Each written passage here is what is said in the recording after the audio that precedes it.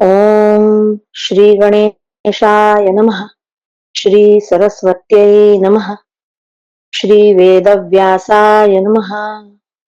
नारायणं नमस्कृत्य नरं चैव नरोत्तमं देवीं सरस्वतीं व्यासं ततो जयमुदीरयेत्। सप्तसप्ततितमोऽध्यायः। केकयराज तथा राक्षस का उपाख्यान और केकय राज्य की श्रेष्ठता का विस्तृत वर्णन। युधिष्ठिर उवाच। युधिष्ठिर ने पूछा, भरत कुल भूषण पितामह, किन किन मनुष्यों के धन पर राजा का अधिकार होता है तथा राजा को कैसा बर्ताव करना चाहिए, ये मुझे बताइए। भीष्म उवाच। भीष्म जी ने कहा, राजन, ब्राह्मण के सिवा अन्य सभी वर्णों के धन का स्वामी राजा होता है, यह वैदिक मत है। ब्राह्मणों में भी जो कोई अपने वर्ण के विपरीत कर्म करते हो, उनके धन पर भी राजा का ही अधिकार है। अपने वर्ण के विपरीत कर्मों में लगे हुए ब्राह्मणों की राजा को किसी प्रकार उपेक्षा नहीं करनी चाहिए, क्योंकि उन्हें दंड देकर भी राह पर लाना राजा का कर्तव्य है। साधु पुरुष इसी को राजाओं का प्राचीन काल से चला आता हुआ बर्ताव या धर्म कहते हैं। नरेश्वर, जिस राजा के राज्य में कोई ब्राह्मण चोरी करने लग जाता है, वह राजा अपराधी माना जाता है। विचारवान पुरुष इसे राजा का ही अपराध और पाप समझते हैं। ब्राह्मण में उक्त दोष आ जाए तो उससे राजा अपने आप को कलंकित मानते हैं। इसीलिए सभी राजर्षियों ने ब्राह्मणों की सदा ही रक्षा की है। इस विषय में जानकार लोग एक प्राचीन इतिहास का उदाहरण दिया करते हैं, जिसमें राक्षस के द्वारा अपहृत होते समय केकयराज के प्रकट किए हुए उद्गार का वर्णन है। राजन, एक समय की बात है। केकयराज वन में रहकर कठोर व्रत का पालन यानी तप और स्वाध्याय किया करते थे। एक दिन उन्हें एक भयंकर राक्षस ने पकड़ लिया। राजोवाच। यह देख राजा ने उस राक्षस से कहा, मेरे राज्य में एक भी चोर, कंजूस, शराबी अथवा अग्निहोत्र और यज्ञ का त्याग करने वाला नहीं है, तो भी तुम्हारा मेरे शरीर में प्रवेश कैसे हो गया? मेरे राज्य में एक भी ब्राह्मण ऐसा नहीं है जो विद्वान, उत्तम व्रत का पालन करने वाला, यज्ञ में सोम रस पीने वाला, अग्निहोत्री और यज्ञकर्ता न हो, तो भी तुमने मेरे भीतर कैसे प्रवेश किया? मेरे राज्य में समस्त द्विज नाना प्रकार की उत्तम दक्षिणाओं से युक्त यज्ञों का अनुष्ठान करते हैं। कोई भी ब्रह्मचर्य व्रत का पालन किए बिना वेदों का अध्ययन नहीं करता। फिर भी मेरे शरीर के भीतर तुम्हारा प्रवेश कैसे हुआ? मेरे राज्य के ब्राह्मण पढ़ते पढ़ाते, यज्ञ करते कराते, दान देते और लेते हैं। इस प्रकार वे ब्राह्मणोचित 6 कर्मों में ही संलग्न रहते हैं। मेरे राज्य के सभी ब्राह्मण अपने अपने कर्मों में तत्पर रहने वाले हैं, कोमल स्वभाव वाले तथा सत्यवादी है। उन सब को मेरे राज्य से वृत्ति मिलती है तथा वे मेरे द्वारा पूजित होते रहते हैं, तो भी तुम्हारा मेरे शरीर के भीतर प्रवेश कैसे संभव हुआ? मेरे राज्य में जो क्षत्रिय है, वे अपने वर्णोचित कर्मों में लगे रहते हैं। वे वेदों का अध्ययन तो करते हैं, परंतु अध्यापन नहीं करते। यज्ञ करते हैं, परंतु कराते नहीं हैं, तथा दान देते हैं, किंतु स्वयं लेते नहीं हैं। मेरे राज्य के क्षत्रिय याचना नहीं करते, स्वयं ही याचकों को मुंह मांगी वस्तुएं देते हैं। सत्यभाषी तथा धर्म संपादन में कुशल है। वे ब्राह्मणों की रक्षा करते हैं और युद्ध में कभी पीठ नहीं दिखाते हैं। तो भी तुम मेरे शरीर के भीतर कैसे प्रविष्ट हो गए? मेरे राज्य के वैश्य भी अपने कर्मों में ही लगे रहते हैं। वे छल कपट छोड़कर खेती, गोरक्षा और व्यापार से जीविका चलाते हैं। प्रमाद में न पड़कर सदा सत्कर्मों में संलग्न रहते हैं।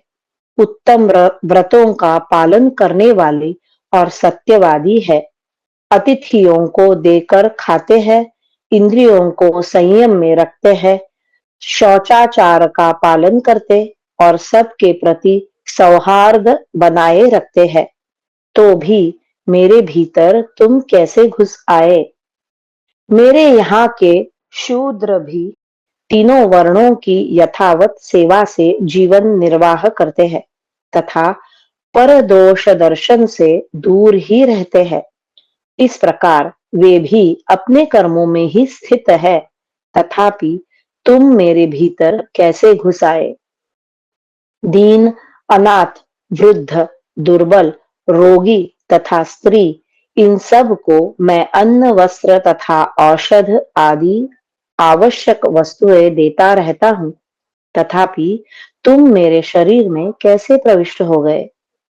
मैं अपने सुविख्यात कुल धर्म, देश धर्म तथा जाति धर्म की परंपरा का विधि पूर्वक पालन करता हुआ इन सब धर्मों में से किसी का भी लोप नहीं होने देता।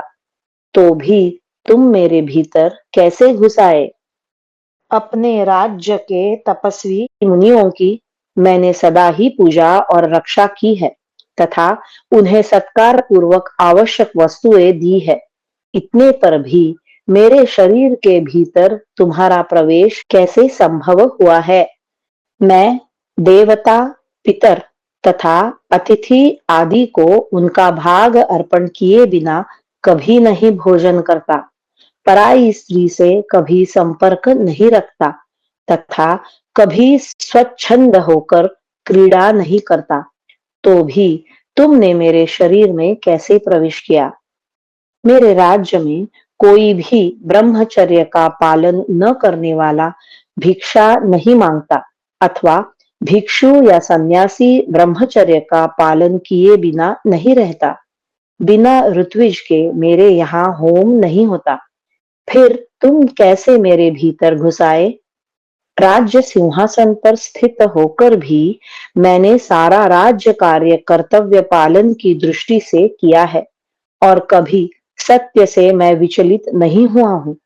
तो भी मेरे शरीर के भीतर तुम्हारा प्रवेश कैसे हुआ है?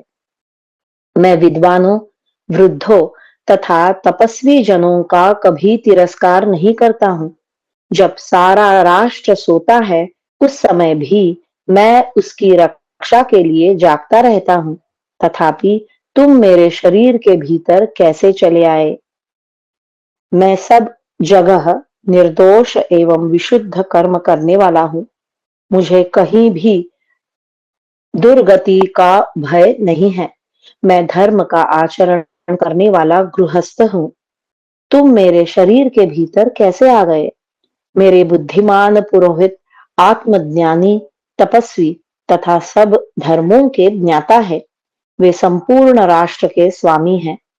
मैं धन देकर विद्या पाने की इच्छा रखता हूँ।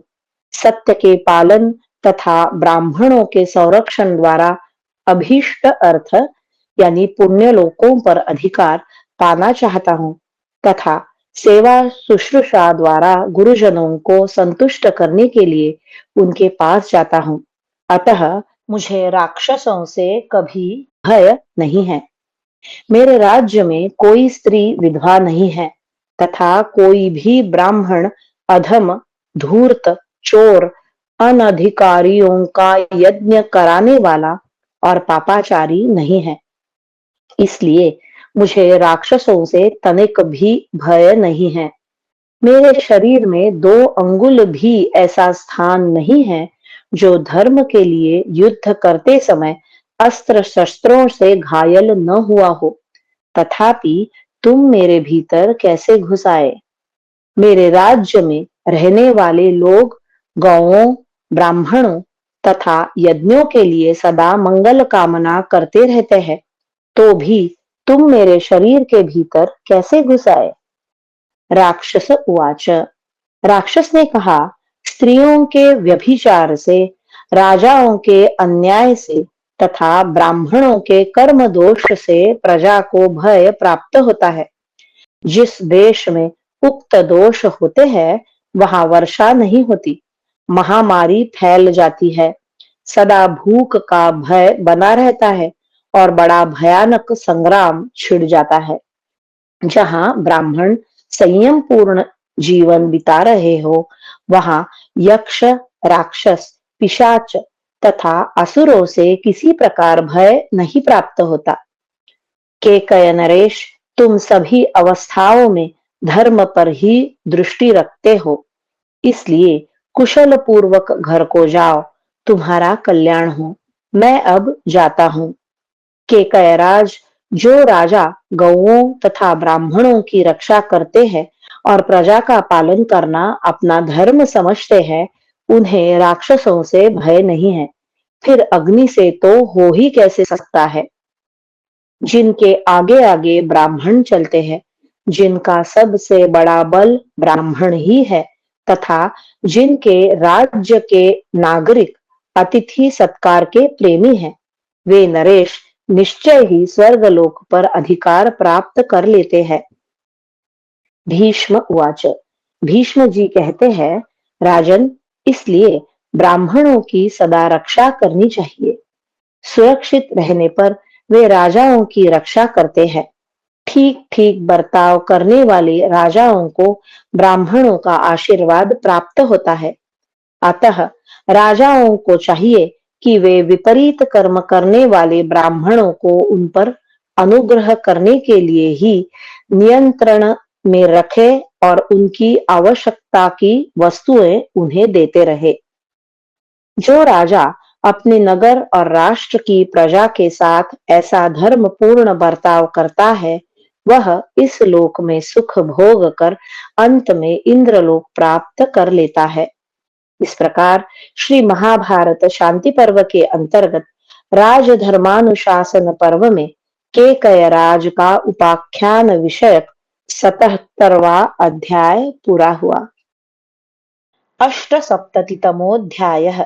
आपत्ति काल में ब्राह्मण के लिए वैश्य वृत्ति से निर्वाह करने की छूट तथा लुटेरों से अपनी और दूसरों की रक्षा करने के लिए सभी जातियों को शस्त्र धारण करने का अधिकार एवं रक्षक को सम्मान का पात्र स्वीकार करना।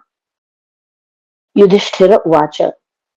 युधिष्ठिर ने पूछा, भरतनंदन, आपने ब्राह्मण के लिए आपत्ति काल में क्षत्रिय धर्म से जीविका चलाने की बात पहले बताई है। अब मैं यह जानना चाहता हूँ कि ब्राह्मण किसी तरह वैश्य धर्म से भी जीवन निर्वाह कर सकता है या नहीं? भीष्म उवाच। भीष्म जी ने कहा, राजन, यदि ब्राह्मण अपनी जीविका नष्ट होने पर आपत्ति काल में क्षत्रिय धर्म से भी जीवन निर्वाह न कर सके, तो वैश्य धर्म के अनुसार खेती और गो रक्षा का आश्रय लेकर वह अपनी जीविका चलावे। युधिष्ठिर उवाच। युधिष्ठिर ने पूछा, भरत श्रेष्ठ, यह तो बताइए कि यदि ब्राह्मण वैश्य धर्म से जीविका चलाते समय व्यापार भी करे, तो किन किन वस्तुओं का क्रय विक्रय करने से वह स्वर्गलोक की प्राप्ति के अधिकार से वंचित नहीं होगा? भीष्म उवाच। भीष्म जी ने कहा, तात युधिष्ठिर, ब्राह्मणों को मांस, मदिरा, शहद, नमक, तिल, बनाई हुई रसोई, घोड़ा तथा बैल, गाय, बकरा, भेड़ और भैंस आदि पशु, इन वस्तुओं का विक्रय तो सभी अवस्थाओं में त्याग देना चाहिए, क्योंकि इनको बेचने से ब्राह्मण नरक में पड़ता है। बकरा अग्नि स्वरूप, भेड़ वरुण स्वरूप, घोड़ा सूर्य स्वरूप, पृथ्वी विराट स्वरूप तथा गौ यज्ञ और सोम का स्वरूप है। अतः इनका विक्रय कभी किसी तरह नहीं करना चाहिए। भरतनंदन ब्राह्मण के लिए बनी बनाई रसोई देकर बदले में कच्चा अन्न लेने की साधु पुरुष प्रशंसा नहीं करते हैं, किंतु केवल भोजन के लिए कच्चा अन्न देकर उसके बदले पका पकाया अन्न ले सकते हैं। हम लोग बनी बनाई रसोई पाकर भोजन कर लेंगे। आप यह कच्चा अन्न लेकर इसे पकाइए। इस भाव से अच्छी तरह विचार करके यदि कच्चे अन्न से पके पकाए अन्न को बदल लिया जाए तो इसमें किसी प्रकार भी अधर्म नहीं होता। युधिष्ठिर, इस विषय में व्यवहार परायण मनुष्यों के लिए सनातन काल से चला आता हुआ धर्म जैसा है वैसा मैं तुम्हें बतला रहा हूं, सुनो। मैं आपको यह वस्तु देता हूं, इसके बदले में आप मुझे वह वस्तु दे दीजिए। ऐसा कहकर दोनों की रुचि से जो वस्तुओं की अदला बदली की जाती है उसे धर्म माना जाता है। यदि बलात्कार पूर्वक अदला बदली की जाए तो वह धर्म नहीं है। प्राचीन काल से ऋषियों तथा अन्य सत्पुरुषों के सारे व्यवहार ऐसे ही चले आ रहे हैं। यह सब ठीक है, इसमें संशय नहीं है। युधिष्ठिर उवाच। युधिष्ठिर ने पूछा, तात नरेश्वर, यदि सारी प्रजा शस्त्र धारण कर ले और अपने धर्म से गिर जाए उस समय क्षत्रिय की शक्ति तो क्षीण हो जाएगी। फिर राजा राष्ट्र की रक्षा कैसे कर सकता है और वह सब लोगों को किस तरह शरण दे सकता है? मेरे इस संदेह का आप विस्तार पूर्वक समाधान करें। भीष्म उवाच। भीष्म जी ने कहा, राजन, ब्राह्मण आदि सभी वर्णों को दान, तप, यज्ञ, प्राणियों के प्रति द्रोह का अभाव तथा इंद्रिय संयम के द्वारा अपने कल्याण की इच्छा रखनी चाहिए। उनमें से जिन ब्राह्मणों में वेद शास्त्रों का बल हो वे सब ओर से उठकर राजा का उसी प्रकार बल बढ़ावे जैसे देवता इंद्र का बल बढ़ाते हैं। जिसकी शक्ति क्षीण हो रही हो उस राजा के लिए ब्राह्मण को ही सबसे बड़ा सहायक बताया गया है। अतः बुद्धिमान नरेश को ब्राह्मण के बल का आश्रय लेकर ही अपनी उन्नति करनी चाहिए। जब भूतल पर विजयी राजा अपने राष्ट्र में कल्याणमय शासन स्थापित करना चाहता हो तब उसे चाहिए कि जिस किसी प्रकार से सभी वर्ण के लोगों को अपने अपने धर्म का पालन करने में लगाए रखे। युधिष्ठिर, जब डाकू और लुटेरे धर्म मर्यादा का उल्लंघन करके स्वेच्छाचार में प्रवृत्त हुए हो और प्रजा में वर्ण संकरता फैला रहे हो उस समय इस अत्याचार को रोकने के लिए यदि सभी वर्णों के लोग हथियार उठा ले तो उन्हें कोई दोष नहीं लगता।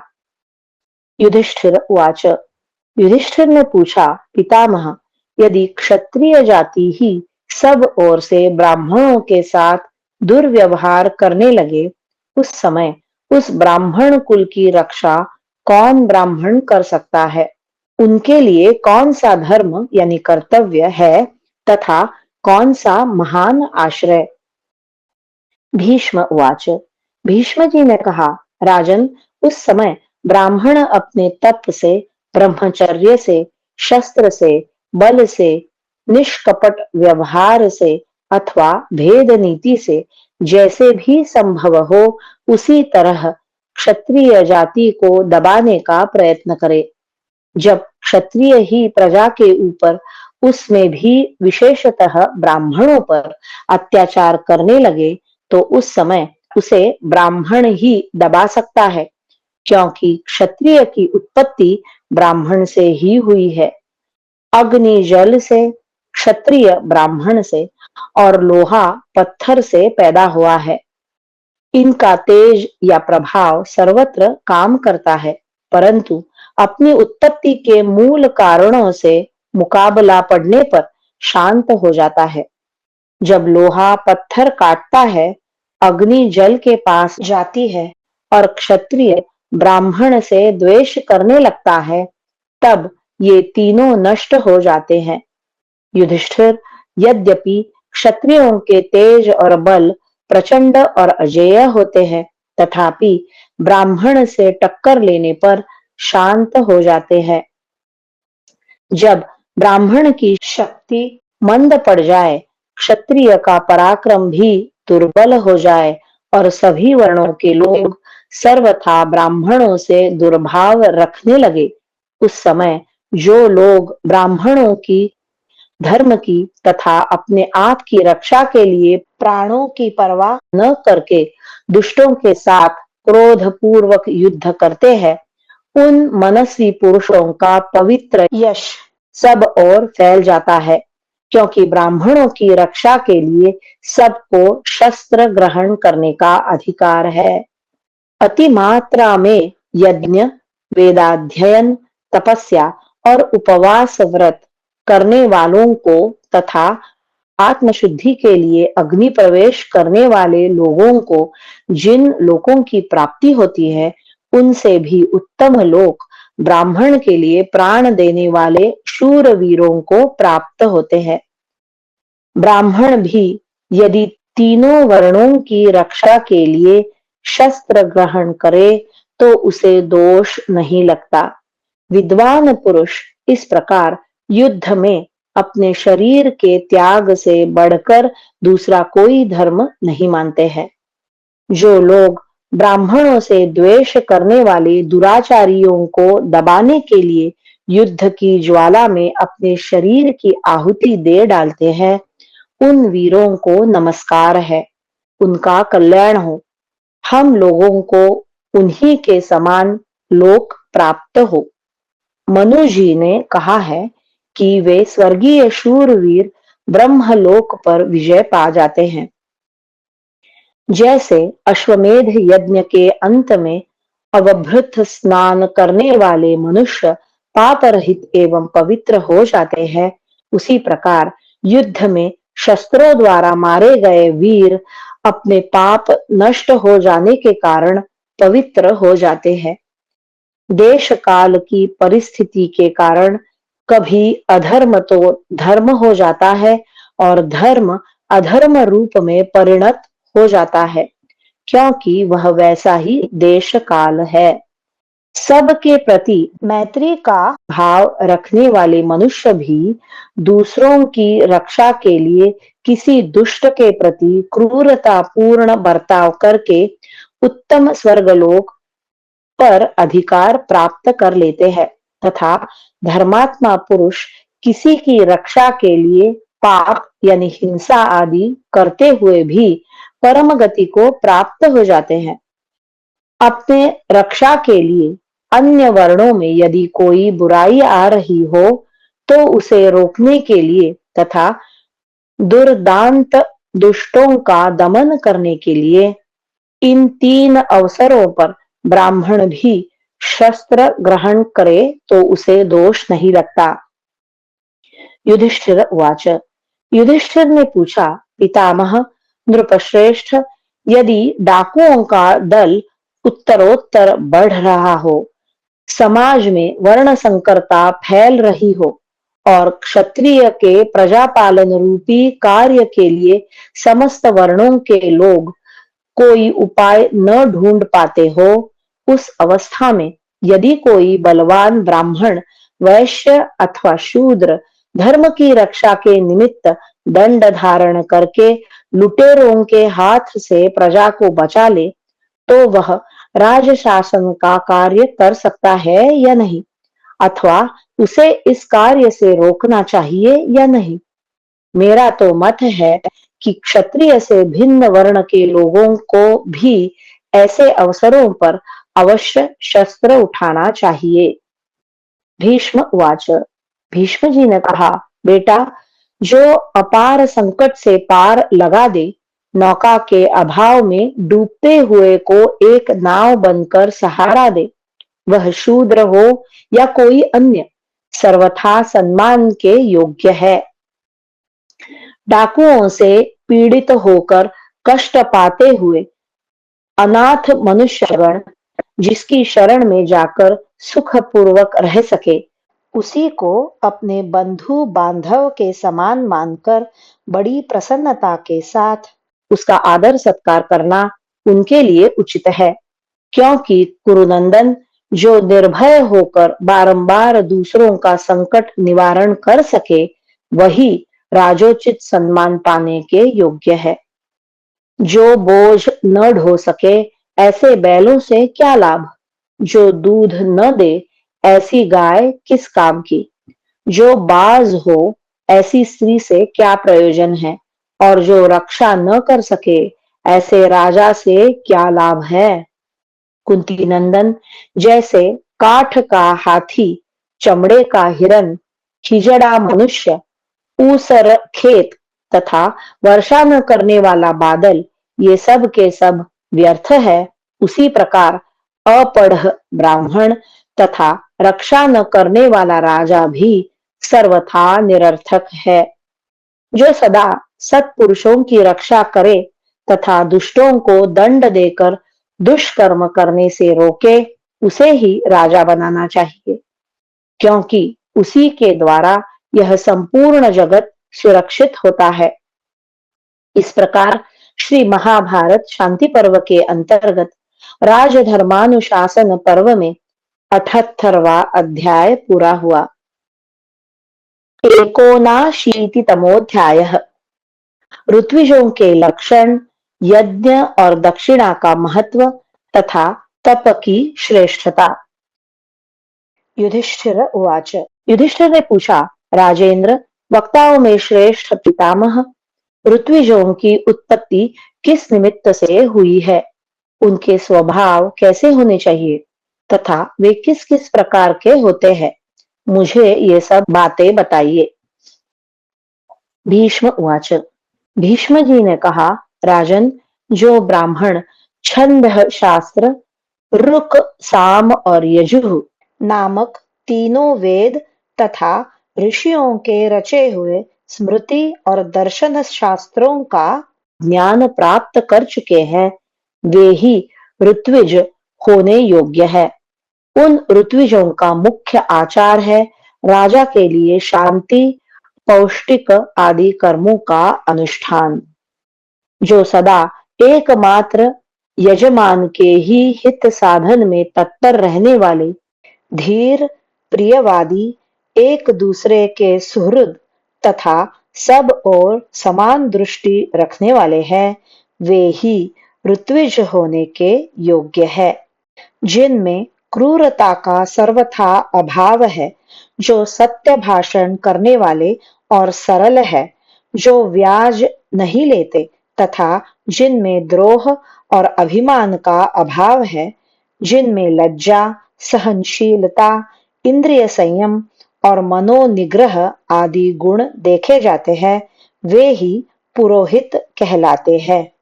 इसी तरह जो बुद्धिमान, सत्य को धारण करने वाला, इंद्रिय संयमी, किसी भी प्राणी की हिंसा न करने वाला तथा राग द्वेष आदि दोषों से दूर रहने वाला है, जिसके शास्त्र, ज्ञान, सदाचार और कुल ये तीनों अत्यंत शुद्ध एवं निर्दोष है, जो अहिंसक और ज्ञान विज्ञान से तृप्त है, वही ब्रह्मा के आसन पर बैठने का अधिकारी है। तात ये सभी महान ऋत्विज यथा योग्य सम्मान के पात्र है।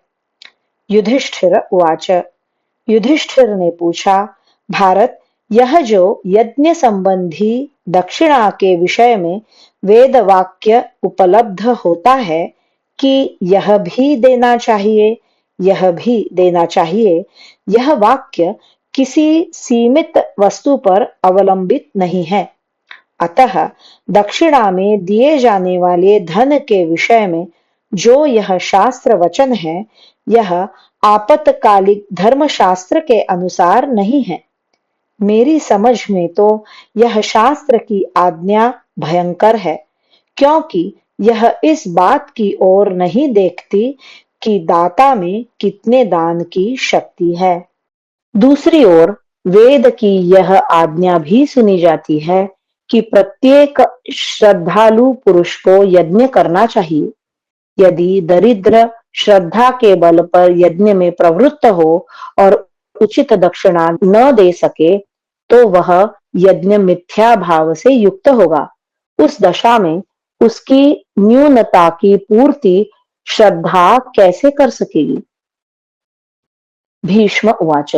भीष्म जी ने कहा, युधिष्ठिर, वेदों की निंदा करने से, शठतापूर्ण बर्ताव से तथा छल कपट से कोई भी महान पद नहीं पाता है।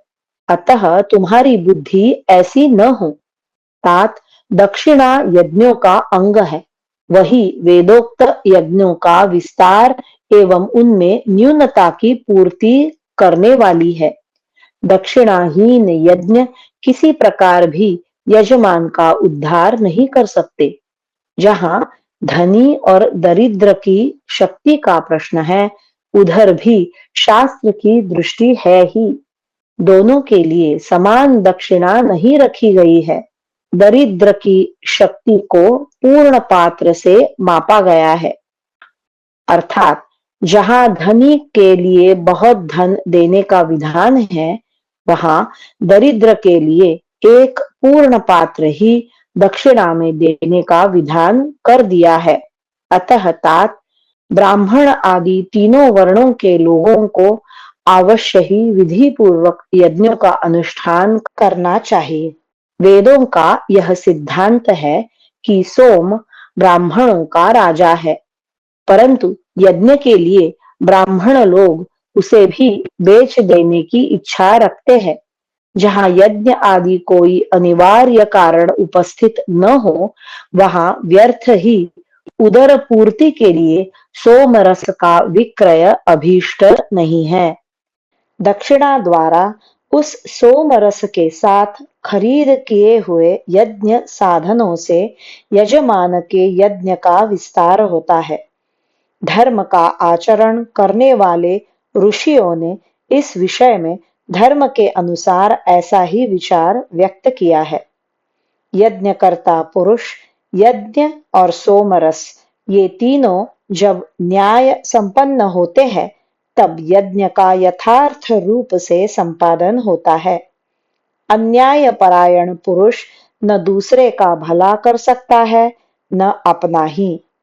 शरीर निर्वाह मात्र के लिए धन प्राप्त करके यज्ञ में प्रवृत्त हुए महामनस्वी ब्राह्मणों द्वारा जो यज्ञ संपादित होते हैं, वे भी हिंसा आदि दोषों से युक्त होने पर उत्तम फल नहीं देते हैं। ऐसा श्रुति का सिद्धांत सुनने में आता है। अतः यज्ञ की अपेक्षा भी तप श्रेष्ठ है। यह वेद का परम उत्तम वचन है।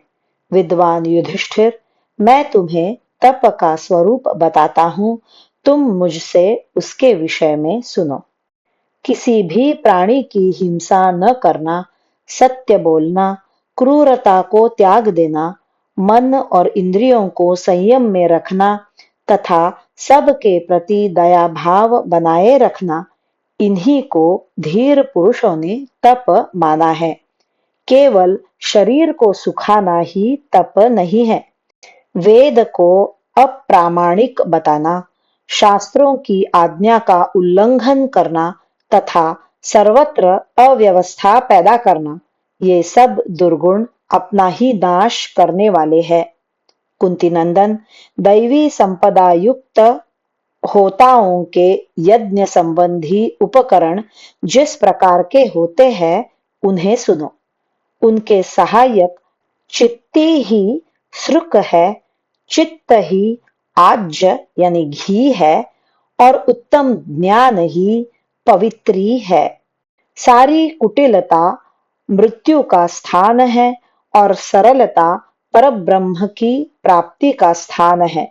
इतना ही ज्ञान का विषय है और सब प्रलाप मात्र है, वह किस काम आएगा। इस प्रकार श्री महाभारत शांति पर्व के अंतर्गत राजधर्मानुशासन पर्व में 79वां अध्याय पूरा हुआ। हरि ओम। श्री कृष्णार्पणमस्तु।